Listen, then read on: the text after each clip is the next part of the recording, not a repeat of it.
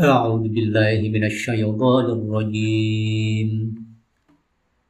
بسم الله الرحمن الرحيم وقالت اليهود ليست النصارى على شيء وقالت النصارى ليست اليهود على شيء وهم يتلون الكتاب كذلك قال الذين لا يعلمون مثل قولهم فالله يحكم بينهم يوم القيامة فيما كانوا فيه يختلفون ومن أظلم ممن منع مساجد الله أن يذكر فيها اسمه وسعى في خرابها أولئك ما كان لهم أن يدخلوها إلا خائفين لهم في الدنيا خزي ولهم في الآخرة عذاب عظيم أعوذ بالله من الشيطان الرجيم بسم الله الرحمن الرحيم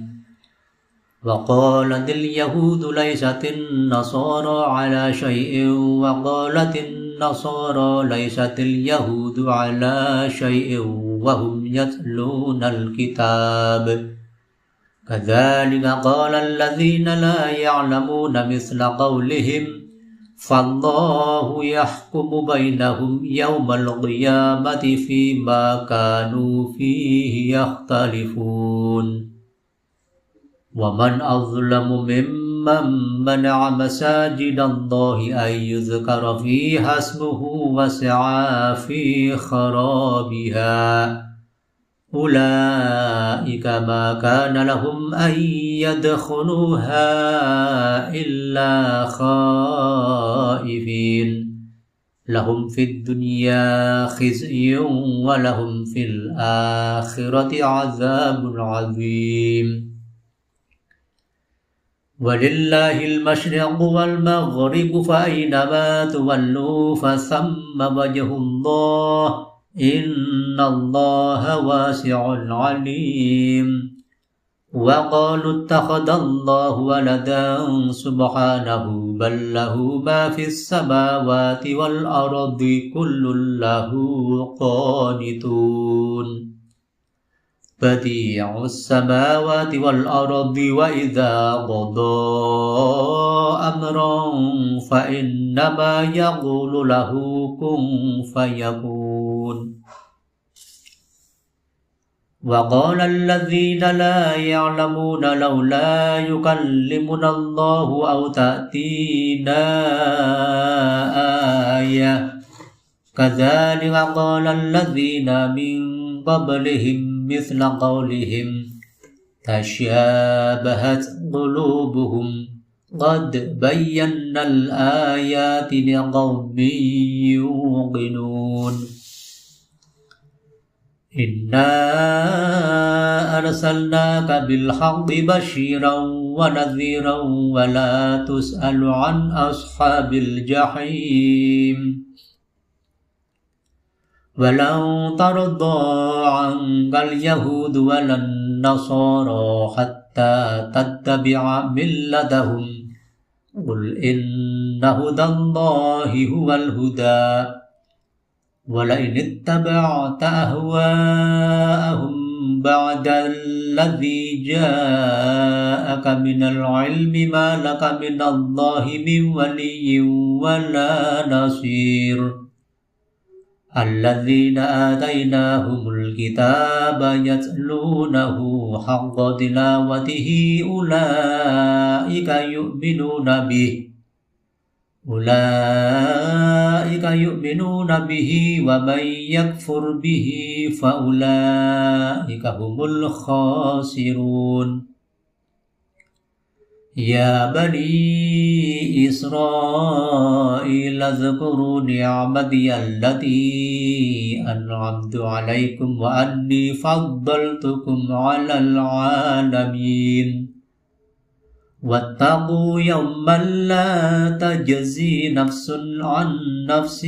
شيئا ولا يقبل منها عدل ولا تنفعها شفاعة ولا هم ينصرون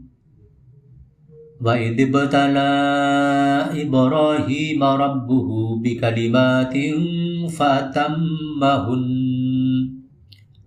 قال إني جاعلك للناس إماما قال ومن ذريتي قال لا ينال عهد الظالمين وإذ جعلنا البيت مثابة للناس وأمنا واتخذوا من مقام إبراهيم مصلى وعهدنا إلى إبراهيم وإسماعيل أن طهروا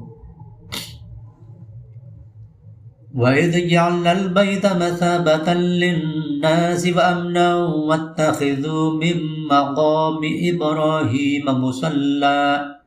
وعهدنا إلى إبراهيم وإسماعيل أن طهر بيتي للطائفين والعاكفين والركع السجود وإذ قال إبراهيم رب اجعل هذا بلدا آمنا وارزق أهله من الثمرات من آمن منهم بالله واليوم الآخر قال ومن كفر فأمتعه قليلا ثم أضطره إلى عذاب النار وبئس المصير وإذ يرفع إبراهيم القواعد من البيت وإسماعيل ربنا تقبل منا إنك أنت السميع العليم ربنا واجعلنا مسلمين لك ومن ذريتنا أمة مسلمة لك وأرنا مناسكنا وتب علينا إنك أنت التواب الرحيم ربنا وابعث فيهم رسولا منهم يتلو عليهم آياتك ويعلمهم الكتاب والحكمة ويزكيهم إنك أنت العزيز الحكيم صدق الله